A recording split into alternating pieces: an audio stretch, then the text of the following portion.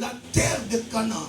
La terre de Canaan qui était déjà mentionnée depuis l'éternité. Dieu avait déjà programmé des choses sur ce territoire. Il a planté des choses sur ce territoire. Et ce territoire ne pouvait pas accepter des gens qui observent l'idolâtrie ou la sorcellerie, la pratique de l'occultisme. Alors à cause de ces choses, Dieu avait dit, je vais dépouiller cet héritage aux Cananéens et je donnerai à Abraham et à ses fils. Il est dit que lorsque Josué va prendre le relève après la mort de Moïse, la Bible dit, lorsqu'ils sont entrés dans ce territoire, après la mort de Josué, il y a eu une succession de juges qui s'étaient élevés en ces temps-là. Israël se méconduisait. Israël n'observait plus les lois divines. Dieu avait donné ses principes, il a donné sa Torah, il a donné ses commandements, il a donné ses ordonnances au nombre de 613 commandements pour qu'Israël garde l'héritage que Dieu avait promis à leur père. Alors, dans ces commandements qui sont au nombre de 613, il y a, bon là je vais faire une récapitulative pour nous faire voir que dans ces commandements qui sont au nombre de 613, il y a 248 commandements qu'on appelle les commandements positifs. Donc les commandements qui sont reliés à la bénédiction. Lorsque vous faites ceci, et vous verrez cela. Alléluia. Amen, amen. Amen. Alors, en dehors de ces commandements de 248 qui sont des commandements au fait de bénédiction, il y a 365 commandements qui sont des interdits. Dieu a dit, tu ne feras pas ceci, tu ne feras pas ceci, si tu fais ceci, voilà ce qui t'arrivera. Et la Bible dit, Israël n'a pas pu observer les lois divines que Dieu avait données pour qu'il garde, pour qu'il maintienne l'héritage que Dieu a promis à Abraham et à ses descendants. Excellent enfant de Dieu, si nous voulons garder l'héritage que Dieu nous donne, il faut que nous puissions observer la parole du Seigneur. C'est la parole de Dieu qui est notre bouclier pour nous préserver des attaques de l'ennemi. Dans ce monde que nous sommes, dans ce monde, il y a tellement des influences qui cherchent à tout prix de pouvoir détruire ou ravir ce que Dieu nous a donné. Alléluia. Amen. Oh, alléluia. Amen. Voilà pourquoi il nous faut la parole. Ceux qui observent la parole seront à l'abri de toutes ces choses. Si tu ne veux pas perdre l'héritage que Dieu te donne, tu dois observer la parole du Seigneur. C'est la parole qui est notre bouclier. La parole qui est notre protection. C'est la parole. Lorsque nous observons la parole, nous sommes à l'autel de toutes les influences de l'ennemi. Alléluia. Amen. Que Dieu nous bénisse. J'ai dit que Dieu nous bénisse. Amen. J'ai dit que Dieu nous bénisse. Amen. Gédéon était le fils de Joas. La Bible nous dit que cet enfant faisait, il battait le froment pour la mettre à l'abri de Madia, parce que Dieu avait livré les Israélites aux mains de Madia pendant 7 ans. Israël était dans un grand malheur. La souffrance, lorsqu'il produisait, lorsqu'il faisait des récoltes, Madia venait pour ravir ou détruire la production. Lorsque nous sommes désobéissants, l'Éternel livre toujours son peuple au pillage. Alléluia. Mais toi, tu ne seras pas pillé au nom de Jésus. J'ai dit, toi, tu ne seras pas pillé au nom de Jésus. Je vis dans mon pays comment le pillage a ravagé le pays, a ravagé. Jusqu'à aujourd'hui, nous n'arrivons pas à nous relever à cause du pillage. Alléluia. Lorsqu'on n'observe pas la parole, Dieu envoie le pillage. Le pillage, ce sont les démons. Alléluia. Amen, amen.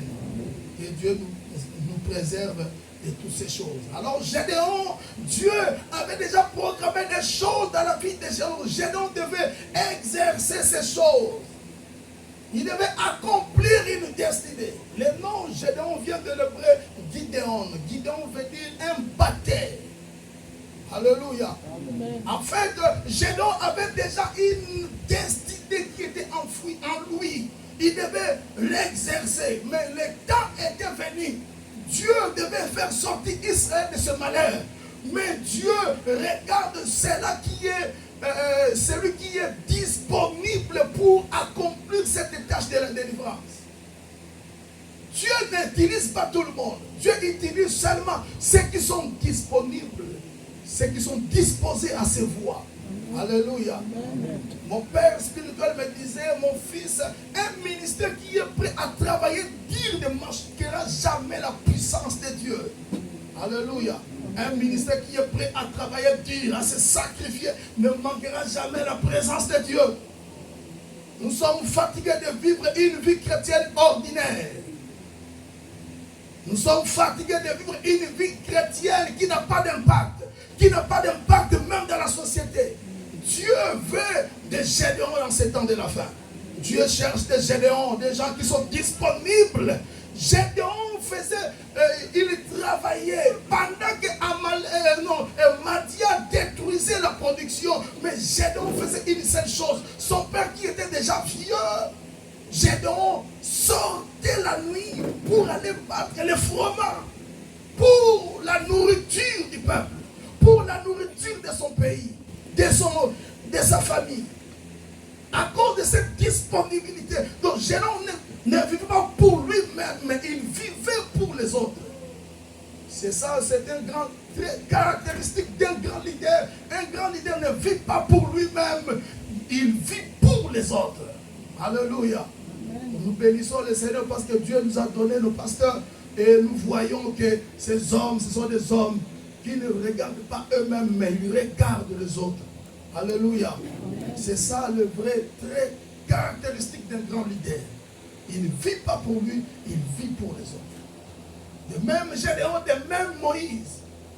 Il passait dans la cour, il passait au milieu du peuple, il regardait, il voyait la souffrance des Hébreux. La Bible dit cela le faisait la peine, jusqu'au point il va refuser la statue du prince, parce que Moïse était programmé pour devenir pharaon. Mais il a rejeté cette prérogative pour souffrir, accepter la souffrance avec le peuple de Dieu. Alléluia. Amen. Que Dieu nous donne des hommes qui souffrent non pas pour eux-mêmes, mais pour les autres. Ils sont capables de payer le prix pour les autres. Alléluia. Un véritable père, il ne vit pas pour lui, il vit pour les enfants. Si un père vit pour lui-même, c'est un faux père. Alléluia. Quand je vois ce qui se passe même dans le pays, je vois des hommes que Dieu a établis pour le bien du peuple, mais ils commencent à détruire le bien du peuple au détriment de... Que Dieu sauve le Congo, que Dieu sauve nos pays. Alléluia. Amen. Dieu nous fait des serviteurs des autres, non pas de nous-mêmes. Si Dieu te donne l'opportunité de devenir ministre au pays, ce n'est pas pour t'enrichir, c'est pour servir le peuple. Parce que nous sommes peuple, enfin, nous sommes serviteurs de Dieu. Vous savez, ceux qui gouvernent le pays sont aussi serviteurs de Dieu. Ils servent Dieu, ils servent le peuple. Ils sont là pour le bien-être du peuple. Alléluia. Et quand nous voyons ce qui se passe, c'est déplorable. Alléluia. Avec l'histoire de cette table, de ministres qui... Ça, c'est une malédiction. C'est une malédiction. Que Dieu sauve nos pays. Que Dieu sauve l'Afrique. Que Dieu sauve la RDC. Je dis que Dieu sauve la RDC. Amen. Je parle de ça parce que je suis colère. Ça fait tellement de voir comment le pays est entré. Ah non, non, non. Que Dieu nous délivre. Que Dieu nous délivre. Que Dieu nous donne de véritables leaders qui ne vivent pas, qui ne voient pas leur propre intérêt, qui voient l'intérêt du peuple. Qui voient l'intérêt du peuple. Il y a d'autres qui avaient commencé bien, qui disaient lorsque je serai là, je ferai ceci. Mais aujourd'hui, ils sont là, mais ils font seulement la reproduction de ce qui était avant. Amen. Je ne sais pas si c'est quelle délivrance que nous devons faire pour ce pays-là. Que Dieu nous aide. Amen. Amen. Dieu suscite des Gédéons pour cette génération. Il a besoin des Gédéons, des gens qui sont disponibles pour les servir. Disponibles pour les servir. Excellent enfant de Dieu, avant que je continue, je vais dire ceci. Le monde spirituel ne répond pas aux sentiments et aux slogans. Le monde spirituel ne répond pas aux sentiments et aux slogans. Tu peux avoir des sentiments. Oh, moi je suis chrétien. Moi je suis de l'Assemblée de Dieu. Bien aimé, ça ce sont des slogans. Il est temps que nous quittons la religiosité. Alléluia. Amen. C'est qui s'habitue aux choses de Dieu. Oh non, nous nous rassemblons que les dimanches, mais en réalité, il ne vit pas la vie chrétienne. Au fait, la chrétienté n'est pas une religion, mais c'est une vie. Amen. La chrétienté est une vie, ce n'est pas une religiosité. Sortons de la religiosité. Bien-aimés, ce monde va mal. Nous sommes entourés des hommes et des femmes qui sont tellement imbibés de mysticisme. Dieu suscite des gédéons en ces temps de la fin, mais ils ne sont pas nombreux. Les experts des gédéons ne sont pas nombreux. Dieu les recherche au milieu de l'église, dans nos familles. Dieu cherche des gédéons, des batailles. Sois un gédéon pour ta famille. Sois un gédéon pour cette église. Dieu recherche des gédéons ici. Alléluia. Amen. Qui ne regarde pas leur intérêt, qui regarde l'intérêt du royaume. Sortons dans la religiosité. Les gens qui se disent chrétiens mais qui ne vivent pas chrétiens, ils viennent que le dimanche, mais mardi, vendredi, vous ne venez pas. Ça c'est quelle vie chrétienne? Que Dieu nous sort, nous fasse sortir de la religiosité. Vivons chrétiens. J'ai dit vivons chrétiens. J'ai dit vivons chrétiens. Amen. Sortons de la religiosité. Que Dieu nous aide. Le monde spirituel ne répond pas aux sentiments et aux slogans. Je suis chrétien. Tandis que dans le monde, les agents des ténèbres travaillent très fort. Vous savez, les occultistes, les francs-maçons là que vous voyez, ils n'ont pas besoin de venir ici. Ils n'ont pas besoin de venir dans les églises. Parce qu'ils voient les chrétiens qui se disent chrétiens, mais en réalité, ils sont superficiels. Ils ne voient pas l'impact de la chrétienté. Alléluia.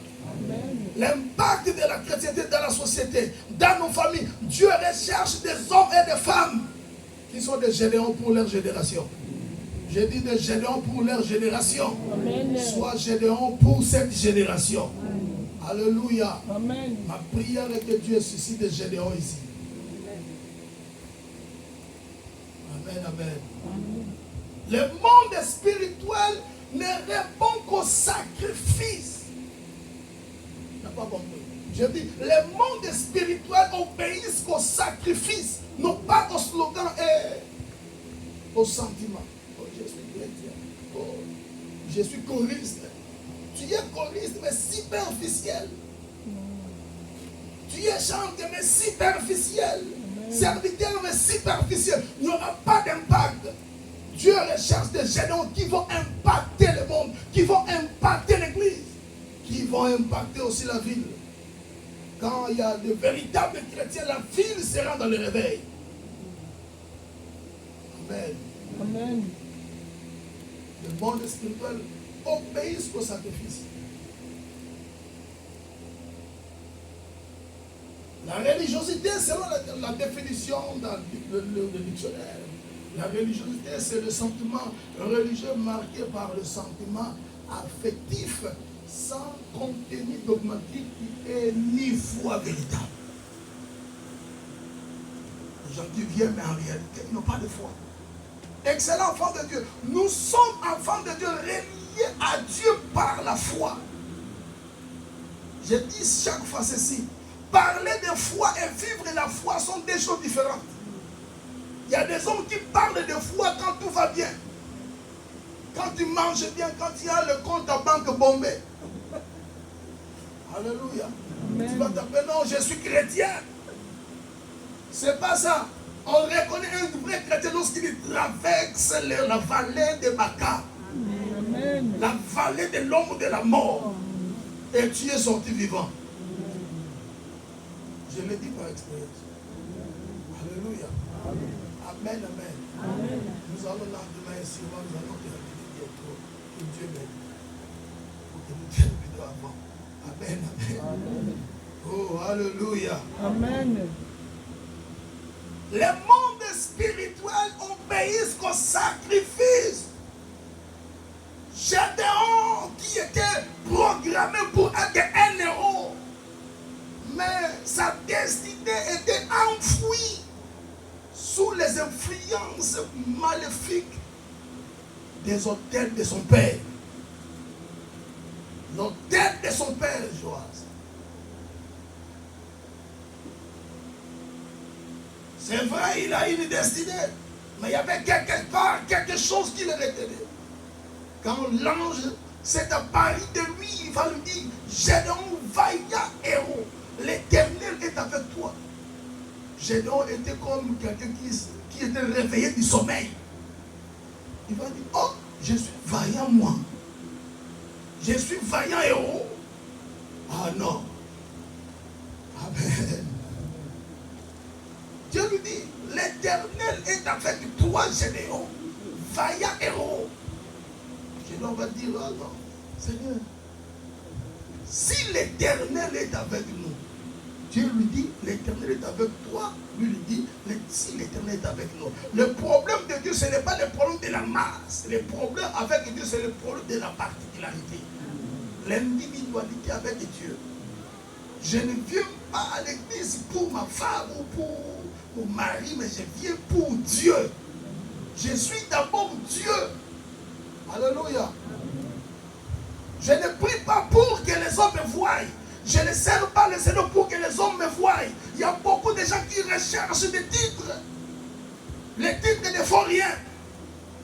Le monde spirituel répond qu'au sacrifice, au véritable appelé.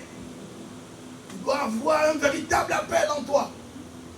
Bien-aimé dans le Seigneur, si tu racontes un véritable sorcier, un véritable occultiste avec cette vie chrétienne-là superficielle, le nom de Jésus-là que tu prononces n'aura pas d'effet.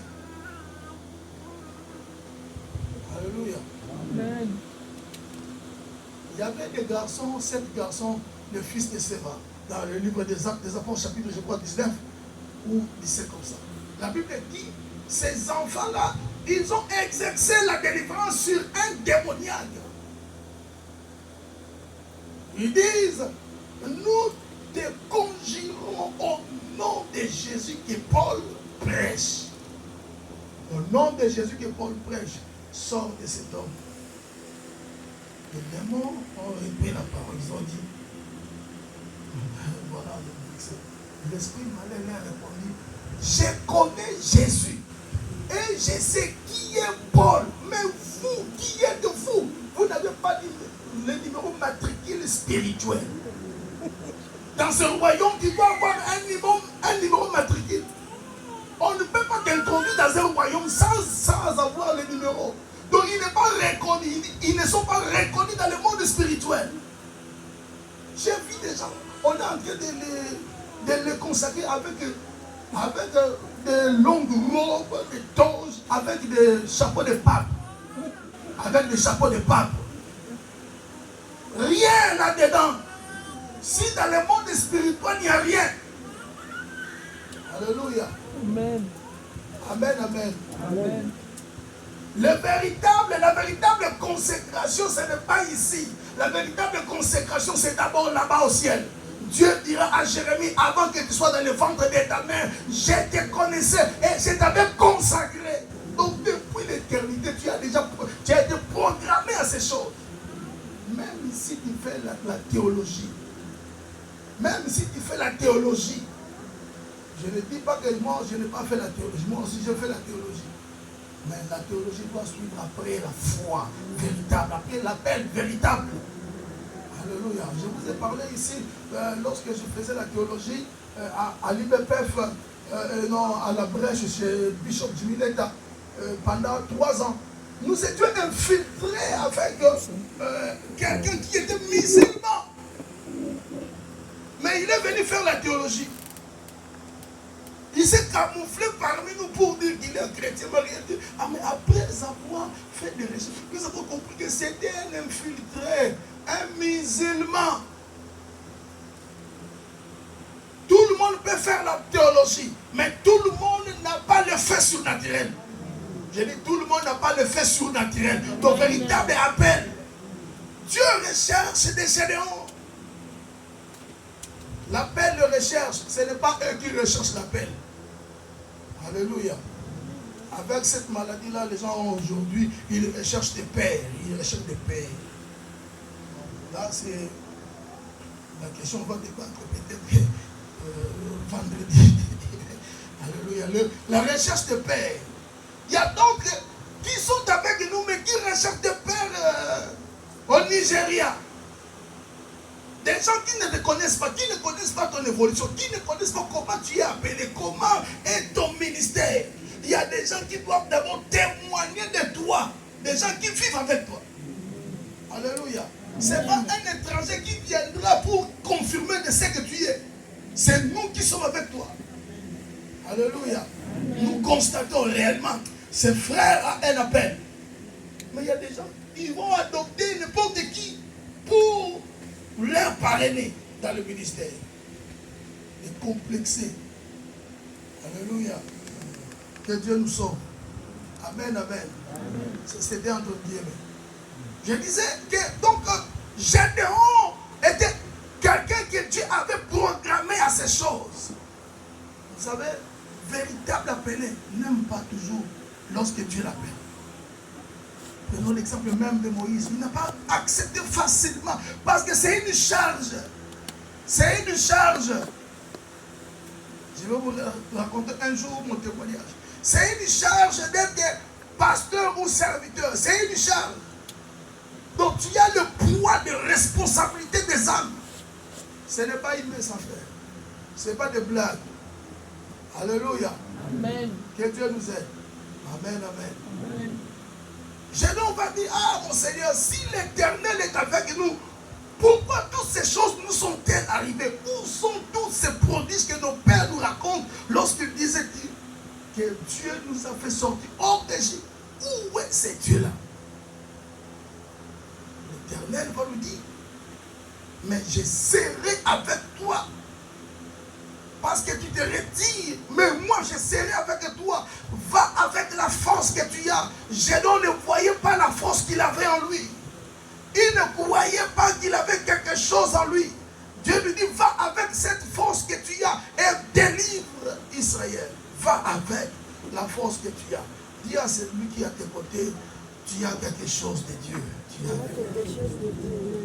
Tu as quelque chose de Dieu, ne te minimise pas. Tu as quelque chose. Alléluia. Va avec la force que tu as. Gédéon avait en lui une force, une puissance en lui. Mais lui-même ne le reconnaissait pas. Lui-même ne connaissait pas qu'il avait quelque chose, la vaillance pour délivrer Israël. Il dit non, je suis le plus petit de la maison de mon père. Et ma famille est la plus pauvre dans Manassé. L'Éternel nous dit, va avec la force que tu as. Tu as la force. Quelle est cette force? Cette force se trouve dans la main de Gédéon. Cette force, c'est quoi? Ce n'est rien d'autre que le nom de l'Éternel que Gédéon avait dans sa main. Vous savez, la main a 26 os. 26 os. Quand vous entrez dans l'Éternel, vous allez voir, dans la main, il y a 26 os dans la main. Or, le chiffre 26 est la valeur numérique du nom de Dieu. Yud, He, Vav, He. Donc, on dit Yahweh, Yahvé. Donc, la valeur numérique du nom de Dieu, c'est le chiffre 26. Cela veut dire, dans la main, il y a le nom de Dieu. Voilà pourquoi tu ne peux pas faire n'importe quoi dans la main. Parce que là, tu portes le nom de Dieu. Alléluia. Donc, dans Gédéon, il y avait la force. Quelle était cette force? C'était la main du Seigneur. C'était le nom de l'Éternel. Va avec cette force du nom que tu possèdes. Le nom de l'alliance que tu as avec le Seigneur va délivrer Israël. Après avoir discuté, Gédéon va dire, bon, maintenant, je comprends, je sors de la religiosité. Je vais rentrer maintenant dans la profondeur des choses. Alléluia. Ne soyez pas superficiels dans les choses de Dieu. Tu veux avancer avec le Seigneur, ne sois pas superficiel. Sois dans la profondeur. Alléluia. Dieu se montre, se manifeste dans la vie de ceux-là qui le cherchent. La Bible dit chercher l'Éternel pendant qu'il se trouve, invoquez-le tandis qu'il est prêt. On doit chercher l'Éternel. Tu veux vivre les choses changer, tu dois chercher l'Éternel. Dieu, on le cherche. J'ai dit Dieu, on le cherche. Amen. On doit chercher le Seigneur. Cherche le Seigneur pour ta situation. La situation qui ne marche pas. Cherche le Seigneur. Paye le prix. Paye le prix. On va dire à Dieu, bon, comme c'est toi qui m'envoie, alors permets-moi que j'aille prendre l'offrande. C'est pour la première fois, Dieu va attendre quelqu'un qui doit amener l'offrande. Dieu n'est pas pressé pour nous offrir, il nous attend. Alléluia. J'ai dit Dieu n'est pas pressé, il attend nos offrandes. Alléluia. Quand Gédéon est revenu, il a offert, il a donné cette offrande. Et il a compris que c'était l'Éternel.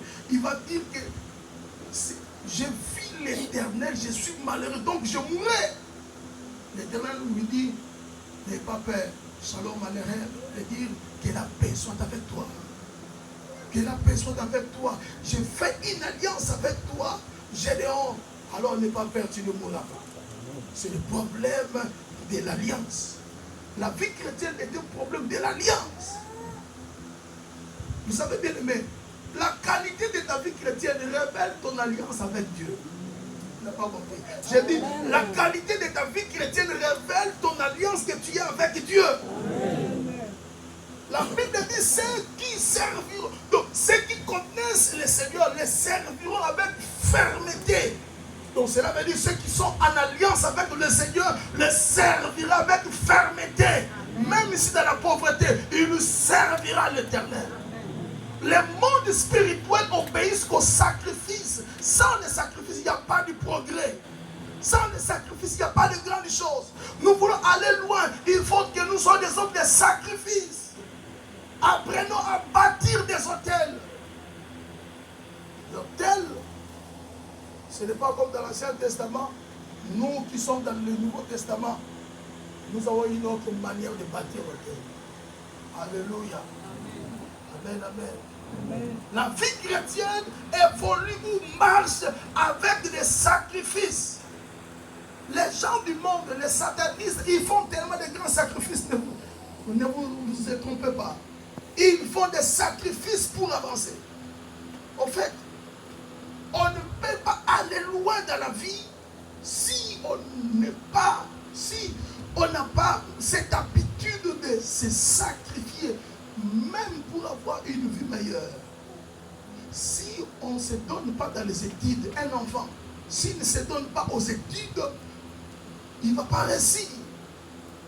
S'il ne réussit pas bien aimé, il ne va pas avoir une vie meilleure parce qu'il ne sera pas qualifié. Donc pour recevoir le diplôme, tu dois avoir un temps de sacrifice dans les études. Cela est le principe que Dieu a établi. Même dans les choses de Dieu, si nous voulons évoluer avec le Seigneur, nous devons être des hommes de sacrifice. Sacrifice. Dis à celui qui a tes côtés de sacrifice. Encore plus fort, sacrifice. Voilà pourquoi je parle des hôtels. Bâtissons des hôtels.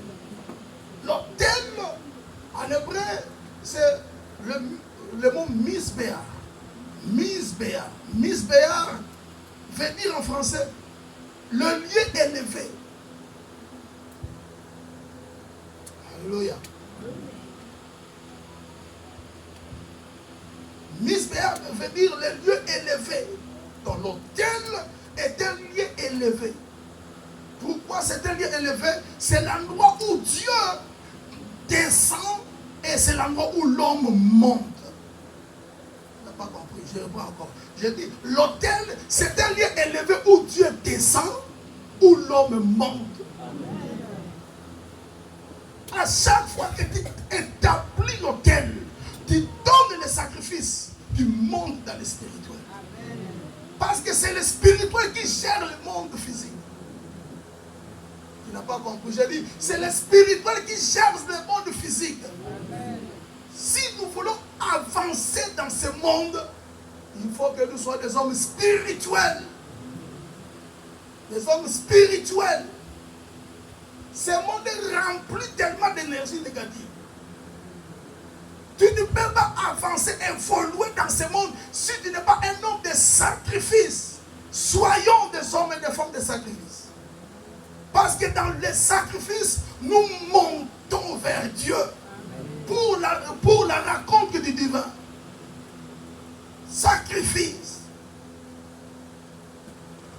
Les satanistes, ils dépassent les enfants de Dieu parce que les enfants de Dieu sont tellement naïfs. Ils sont tellement bien aimés dans le Seigneur. Je vous dis la vérité. La mort de Jésus à la croix nous a donné la vie. Donc nous avons la garantie du royaume céleste. Donc l'éternité. Mais pour la terre, pour être puissant sur la terre, pour vivre dans la victoire sur la terre, cela dépend de tes sacrifices aussi. En fait, les sacrifices de Christ nous donnent accès au trône du Père. Nous avons la vie de Dieu, mais sur la terre, tu dois faire aussi tes propres sacrifices à toi. Tes propres sacrifices. S'il n'y a pas de sacrifice, on n'ira pas loin dans la vie. On n'ira pas loin. Alléluia. Permettez-moi de vous donner mon témoignage. Un jour, bon, c'est le passé. Hein. C'est le passé. Quand j'étais enfant, c'est le passé. Non, c'est pas le présent. On comprend ça, c'est comme ça. Quand j'étais encore adolescent, moi je suis grandi dans une commune qui était remplie de musiciens. À Bandal, nos grands frères, des gens de Wende Musique, nos grands frères. Donc, au préalable, nous sommes disposés à la musique. Donc, je suis né dans ce milieu-là, influencé par la musique. Alors, lorsqu'on grandissait dans les quartiers, on suivait nos grands frères de Wende Musique. Nous avons créé des groupes au quartier. À Bandal 5, c'est là qui connaissent Bandal 5. Il y avait des groupes de jeunes. Un, c'était le groupe qu'on appelait Fraternité, c'est là où nous étions. Le deuxième groupe, c'était le groupe de New City, c'est là où Fali Poupa et les autres étaient. Alors, il y avait une compétition entre nous. On cherchait qui pouvait remplacer ou succéder la place de Wenge Musique. Nous étions encore moins de 20 ans. Moins de 20 ans, on faisait la musique là. Donc, avec le succès qu'on avait, voilà, c'est le passé. Mais, à un certain temps, l'autre groupe là où était Fali et les autres, un ami qui était décédé, qui s'appelait des groupes Paix à son âme, nous étions tellement donc très connus avec la famille de ses frères. Ses frères est allé rechercher un marabout à la commune de Makala, oui, de Makala. Ce marabout-là va lui donner des choses pour qu'il puisse avoir le succès dans les quartiers. Alors, nous tous, nous commençons à l'apprécier en tout cas. Donc, ses frères, à un certain temps, parce qu'il était décédé à cause aussi de ces choses. Nous aussi, nous étions influencés à ces choses. On doit suivre ses frères parce que lui, il a le succès plus que nous. Un jour, il nous a amenés aussi chez ses frères. C'est chez Marabout là. Marabout qui s'appelait du nom de Blaise. C'est lui qui avait travaillé l'album de Moulolo. De Moulolo de Wenge Musique. Il était dans la commune de Makala. Alors, sommes arrivés. Chacun doit chercher comment avoir le succès. Il y a des sacrifices. Bien-aimés dans le Seigneur, le monde que vous voyez est rempli de gens mauvais. Alléluia. Amen, amen. Amen. C'est à cause de cela que le Seigneur m'avait appelé. C'est par là que Dieu m'a pris. Personne m'a prêché. Non, personne m'a prêché. C'est le Seigneur lui-même qui s'est apparu pour me dire que depuis longtemps que j'étais choisi pour me servir. Il n'y a personne qui m'a prêché. Le lendemain, j'étais à l'église pour aller prier. Et quand j'ai commencé à parler au pasteur, et voilà ce que je faisais, ceci. Donc j'ai besoin de délivrance. Et les frères se méfiaient de moi. Oh, nous avons reçu un magicien ici. Alléluia. Alléluia. Que Dieu nous aide. Alors, cet homme me demande un sacrifice. Tu dois donner un sacrifice. Oh, quel sacrifice encore? Pour que tu arrives à ce niveau-là, tu dois donner un sacrifice. Oh, ce n'est pas ça. Il y avait une copine que j'ai vue avec. Elle était tombée enceinte. Alors j'ai dit, je ne sais pas si ça fait en arabe. Alors,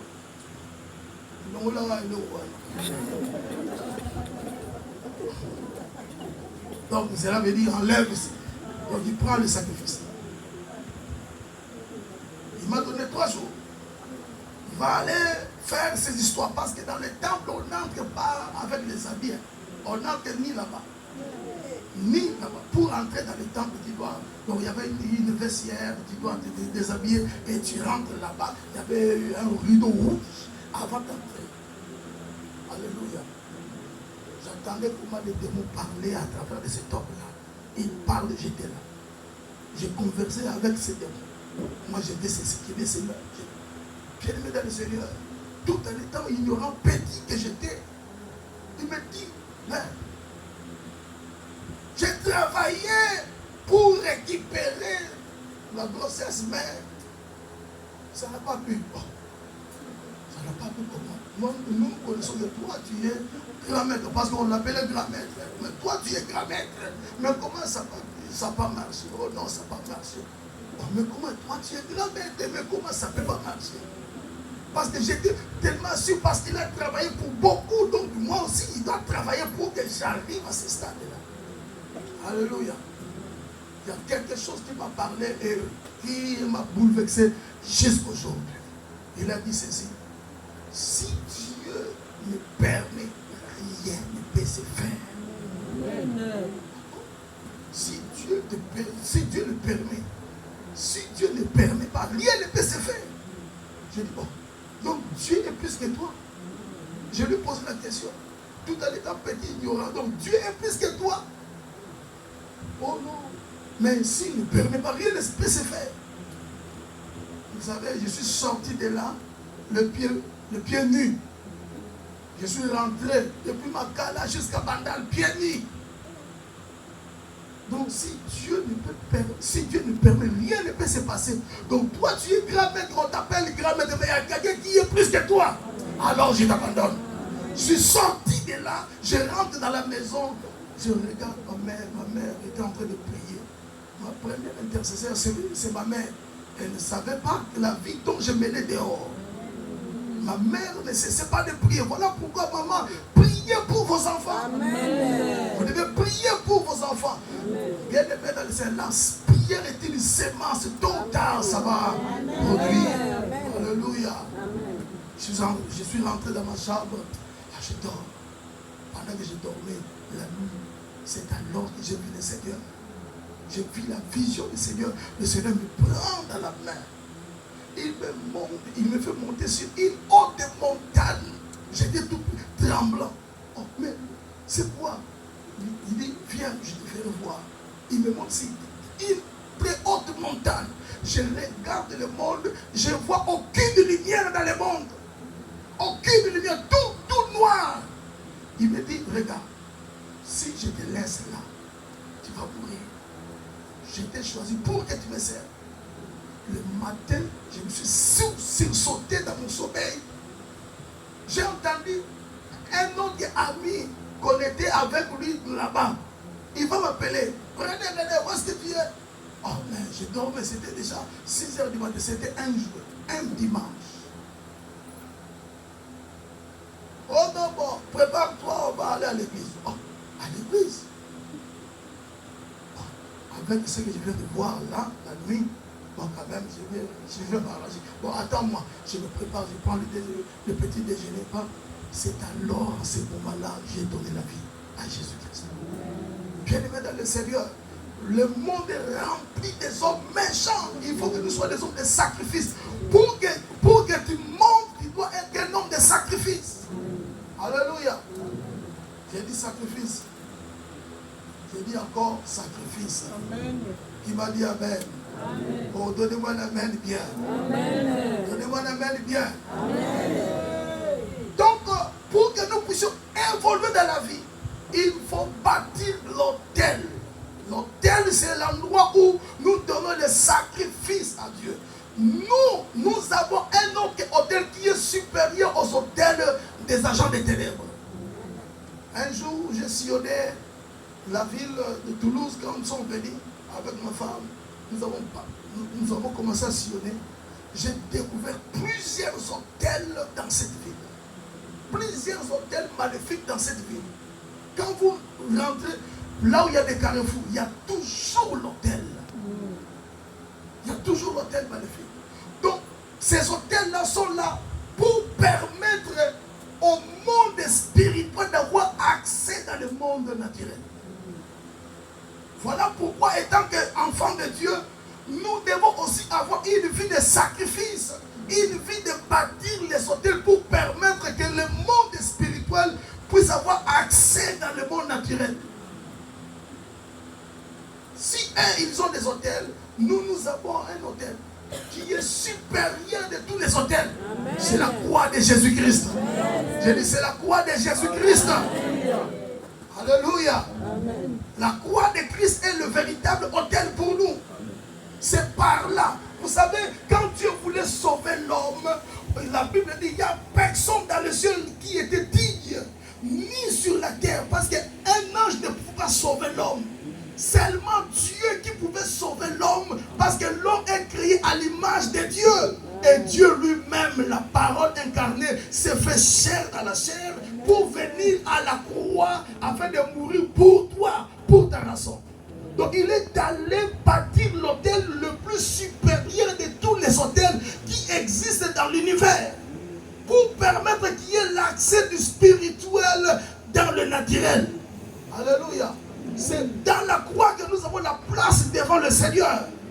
Et à part la croix, nous avons aussi l'obligation de bâtir des hôtels.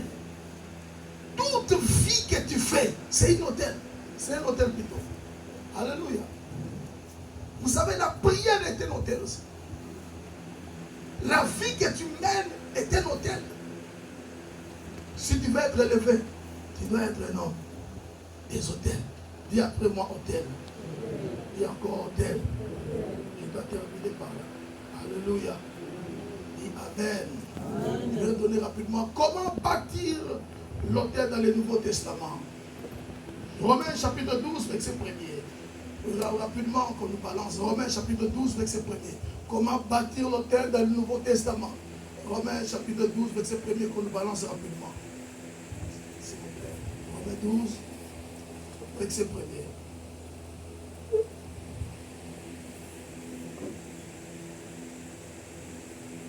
Romains 12, verset 1er. Si quelqu'un peut trouver, il peut lire. Romains 12, verset 1er. Je vous exhorte donc, frères, par les compassions de Dieu, à offrir vos corps comme un sacrifice vivant, c'est agréable à Dieu, ce qui sera de votre part un culte raisonnable. Il dit, ici c'est l'apôtre Paul qui parle. Il dit, je vous exhorte donc, frères, par les compassions de Dieu. Et moi je viens ce matin, je vous exhorte, frères et sœurs, par les compassions de Dieu, bâtissez les hôtels.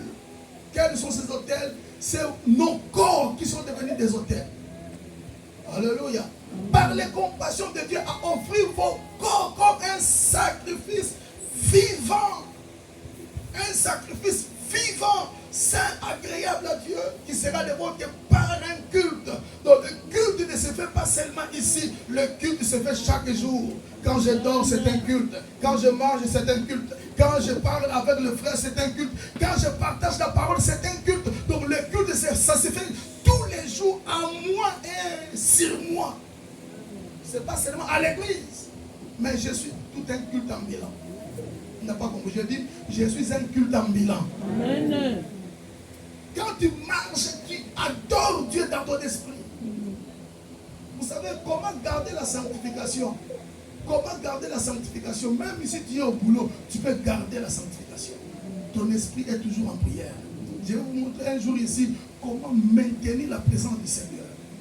Même si on ne programme pas des jours de prière, mais toi tu as toujours la vie de prière intense.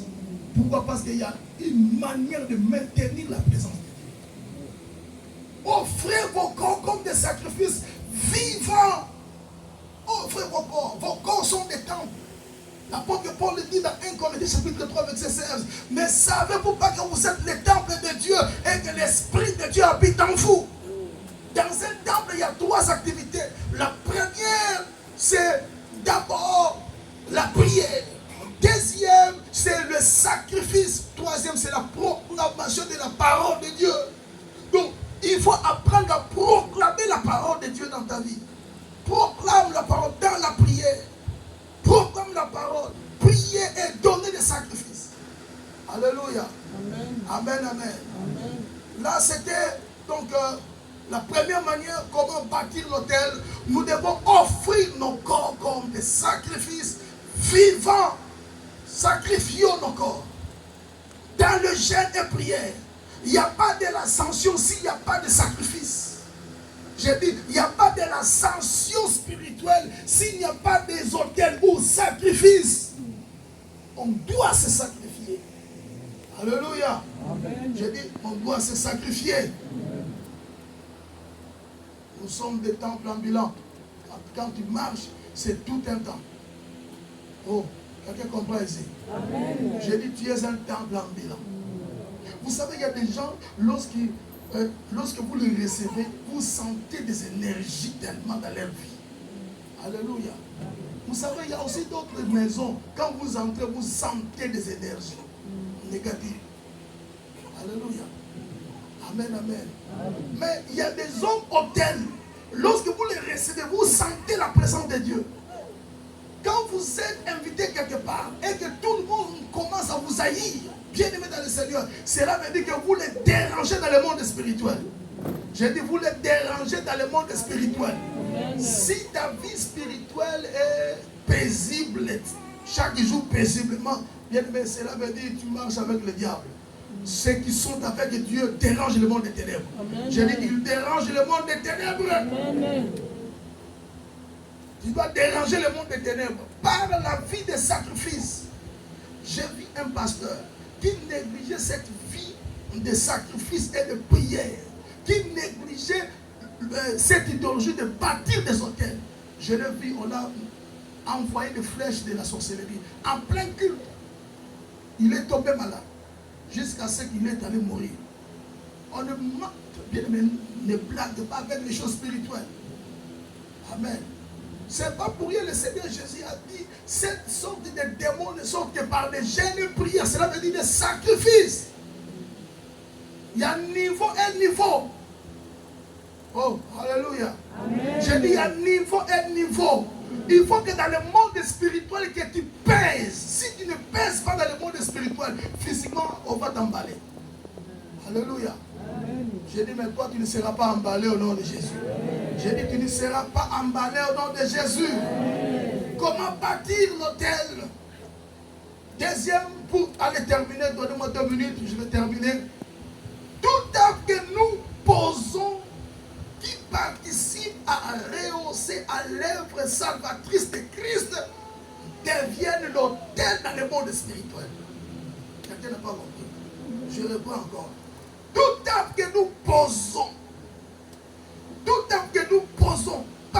qui participent à rehausser à l'œuvre salvatrice de Christ deviennent un autel dans le monde spirituel. Toute œuvre que nous faisons qui participe à l'œuvre du Seigneur ou à l'évangélisation ou au progrès de l'œuvre de Dieu deviennent un autel dans le monde spirituel. Amen. Jacob, il a fui son frère Ésaü. Il arrive quelque part, il fait un songe. Il a vu l'échelle qui s'appuyait de la terre jusqu'aux cieux. Il se réveilla de son sommeil, il dit, oh, ce lieu est un lieu redoutable. Moi, je ne savais pas. Les anges qui montaient et qui descendaient. La Bible dit qu'il a pris une pierre, il a posé là. Il a dit, ici, c'est la maison de Dieu. Lorsqu'il est allé, il est retourné dans Genèse 35. Il a bâti l'autel là. Il a dit, El Bethel, le Dieu de El Bethel. Il a bâti l'autel. Alléluia. Oh, alléluia. Cela est resté dans la mémoire jusqu'aujourd'hui. Donc tout ce que nous faisons pour l'avancement du royaume de Dieu devient l'autel. Comment participer à l'œuvre de l'évangélisation ou à l'œuvre ou au progrès de l'église qui devienne un autel devant le Seigneur? Lorsqu'on lance l'appel ici pour peut-être comme nous sommes en train de prévoir pour acheter la parcelle, pour bâtir l'œuvre de Dieu. Quand tu fais sortir ton argent, même 1000 €, tu donnes à Dieu. Bien aimé, vous savez que c'est un sacrifice. Amen. Donner, c'est un sacrifice. Amen. Quand vous faites ces choses, vous bâtissez spirituellement l'autel devant Dieu. Alléluia. J'ai dit, vous bâtissez spirituellement l'autel devant le Seigneur. Tout ce que nous faisons pour le progrès de l'œuvre du Seigneur devient un autel dans le monde spirituel. Et tout celui qui bâtit l'autel, il va devenir invincible dans le monde des ténèbres. Personne ne peut te vaincre lorsque tu apprennes à bâtir des autels dans ta vie. Alléluia. Oh, dis Amen. Amen. Tu ne peux pas voir de grandes choses si tu n'apprends pas à bâtir l'autel, à donner des sacrifices. Faites avancer l'œuvre du Seigneur. Sacrifier pour que l'œuvre du Seigneur aille de l'avant. Tu ne manqueras pas la faveur du Seigneur. J'ai dit, tu ne manqueras pas la faveur du Seigneur. Dans Actes chapitre 10, il y avait un homme qu'on appelle Corneille. Corneille qui était un Romain, un païen. Il a dit que cet homme faisait des aumônes et des offrandes à Dieu. Un inconverti, mais il faisait des aumônes et des offrandes à Dieu. Un jour, ces offrandes ont parlé du trône de Dieu et Dieu va envoyer Pierre. Pierre va dans la maison de cet homme, il ne va pas rester inconverti. Parce que ces aumônes et ces offrandes sont parvenues jusqu'à moi. Donc les offrandes que nous faisons, les sacrifices que nous faisons, deviennent l'autel spirituel dans le monde spirituel. Et cela parle à notre faveur. Je dis, cela parle à notre faveur. Ézéchias qui voulait mourir, Dieu envoie le prophète Esaïe. Va dire à Ézéchias qu'il mourra, qu'il prépare sa maison, car il va mourir bientôt. Ézéchias a entendu la parole du prophète. Le prophète l'a dit, Dieu a dit ça. Donc tu dois préparer ta maison, tu mourras. Il s'est tourné vers le mur, contre le mur. Il a fait la prière de souvenir. Donc l'autel devient un souvenir. Elle réactive le souvenir de Dieu.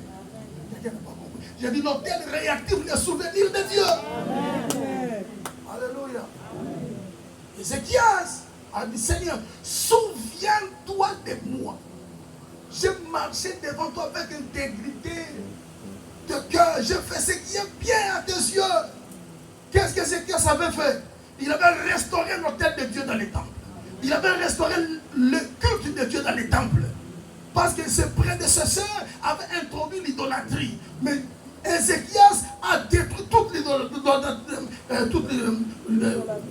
l'idolâtrie et il a rétabli l'autel de Dieu. Et c'est à cause de ces choses.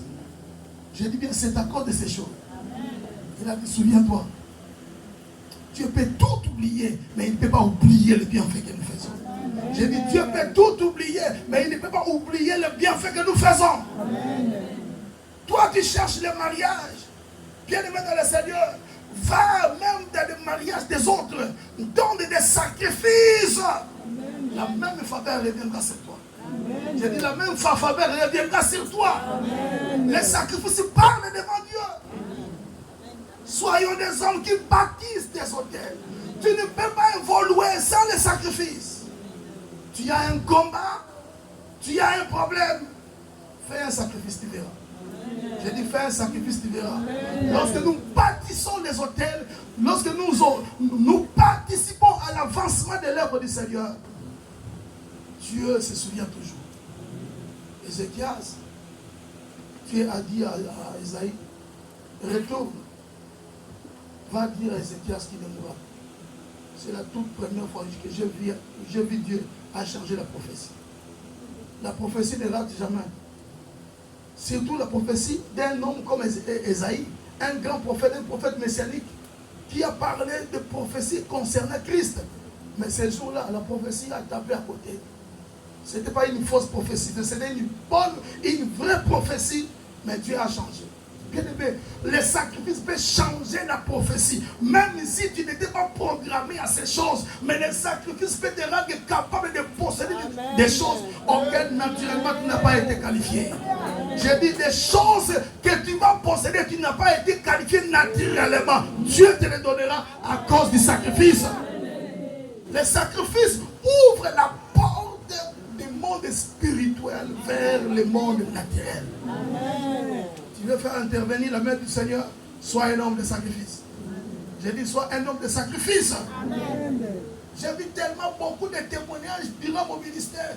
Bien aimé dans le Seigneur, si nous voulons avancer avec le Seigneur, participons avec le Seigneur dans l'œuvre du Seigneur, pour l'évolution de l'œuvre du Seigneur, pour l'avancement de l'œuvre du Seigneur, nous verrons la main du Seigneur. Que Dieu nous bénisse.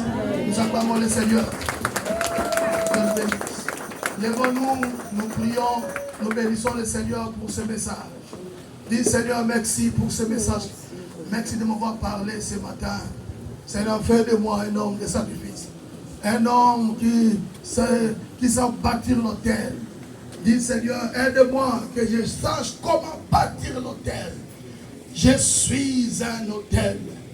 Je suis un autel. Dis Seigneur, donne-moi la révélation encore comment savoir bâtir l'autel. Quand les choses ne marchent pas, que je sache comment bâtir l'autel. Quand les choses sont devenues dures dans ma vie, bâtis l'autel. Quand les choses ne marchent pas, bâtis l'autel. Toi qui cherches le document, toi qui cherches le papier, bâtis l'autel. Tu verras les portes s'ouvrir. J'ai dit, tu verras les portes s'ouvrir. Dis Seigneur, souviens-toi de moi ce matin.